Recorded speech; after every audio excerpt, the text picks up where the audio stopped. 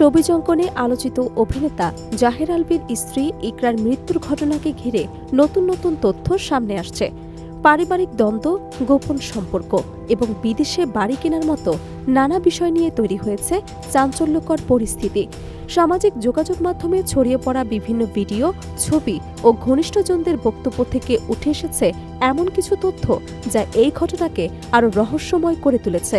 জানা গেছে, প্রায় ৪ বছর আগে অর্থাৎ ২০২২ সালের ১৮ নভেম্বর তিথি নামে এক তরুণীর সঙ্গে আইনি প্রক্রিয়ায় বিয়ে করেন আলভী। যদিও বিষয়টি প্রকাশ্যে আসেনি, তবে ঘনিষ্ঠ সূত্র দাবি করেছে বিয়ের পর থেকেই তাদের মধ্যে নিয়মিত যোগাযোগ ছিল এবং তারা ঢাকার একটি ভাড়া বাসায় প্রায়ই দেখা করতেন। যখনই একসঙ্গে সময় কাটানোর সুযোগ হতো, তারা ওই বাসায় অবস্থান করতেন। বিল্ডিংয়ের অন্য বাসিন্দারা বিষয়টি টের পেয়ে গেলে পরিস্থিতি জটিল হয়ে ওঠে। স্থানীয়রা আপত্তি জানালে বাড়িওয়ালা তাদের বাসা ছেড়ে দিতে বলেন। এরপর থেকেই আলভী ওই বাসায় যাওয়ার সময় মুখে মাস্ক ইউজ করতেন। তিথিও নিয়মিত সেখানে যেতেন এবং প্রতিবেশীদের কাছে বিষয়টি ধীরে ধীরে স্পষ্ট হয়ে ওঠে।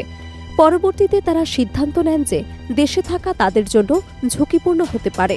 এরপর দুইজন মিলে নিজেদের সঞ্চিত অর্থ থেকে প্রায় ৩.৫ কোটি টাকা ব্যয় করে নেপালে একটি বাড়ি কেনেন বলে জানা গেছে।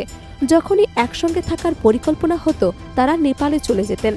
২০২৩ সালের একটি ছবিও তাদের নেপাল থেকে দেশে ফেরার সময় দেখা গেছে বলে দাবি করছেন ঘনিষ্ঠজনরা। এই সম্পর্কের বিষয়টি ইকরাও জানতেন বলে পারিবারিক সূত্রে জানা গেছে। তবে তাদের একমাত্র সন্তান রিজিকের কথা চিন্তা করে তিনি সংসার টিকিয়ে রাখার চেষ্টা করছিলেন। সামাজিক যোগাযোগ মাধ্যমে ছড়িয়ে পড়া একটি ভিডিওতে দেখা যায় ইকরা তার ছেলেকে বোঝাচ্ছেন, জীবনের সবসময় প্রথম হওয়া ভালো নয়, কখনো কখনো দ্বিতীয় হওয়াও জয় হতে পারে। অনেকে মনে করছেন তিনি নিজের জীবনের অভিজ্ঞতা থেকে এমন কথা বলছিলেন। আরেকটি ভিডিওতে দেখা যায় তাদের ছেলে বারবার নেপালে যাওয়ার কথা বলছিল। ইকরা তখন মজার ছলে তাকে বলে ফেলেছিলেন, বাইরে ঠান্ডা পড়েছে, নেপালের মতো আবহাওয়া, তাই তাকে নেপালের অনুভূতি দেওয়ার চেষ্টা করছি। অনেকেই মনে করছেন এসব কথাবার্তার মধ্যেই তিনি নিজের কষ্টের ইঙ্গিত দিচ্ছিলেন। প্রশ্ন উঠছে, এত কিছু জানার পরও কেন তিনি ডিভোর্স দেননি? ঘনিষ্ঠদের দাবি, তিনি শেষ পর্যন্ত ডিভোর্স দেওয়ার সিদ্ধান্ত নিয়েছিলেন, কিন্তু তিনি আশঙ্কা করছিলেন ডিভোর্স দিলে তাকে নিয়ে অপপ্রচার হতে পারে। তাই তিনি চেয়েছিলেন স্বামীর দ্বিতীয় বিয়ের প্রমাণ সংগ্রহ করে তারপর আইনি পদক্ষেপ নিতে। সূত্রের দাবি, ঘটনার আগের দিন তিনি নিশ্চিতভাবে জানতে পেরেছেন যে ২০২২ সালে আলভী তিথিকে বিয়ে করেছেন। এই তথ্য জানার পর তিনি মানসিকভাবে ভেঙে পড়েন।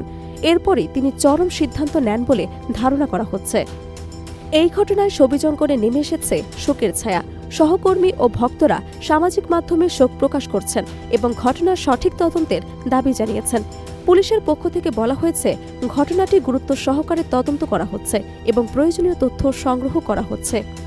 ঘটনাটির প্রকৃত কারণ জানতে সবাই অপেক্ষা করছেন তদন্তের চূড়ান্ত প্রতিবেদনের জন্য। পরিবারের পক্ষ থেকেও অনুরোধ করা হয়েছে যাচাই না করা তথ্য ছড়িয়ে না দিয়ে সবাইকে ধৈর্য ধরতে।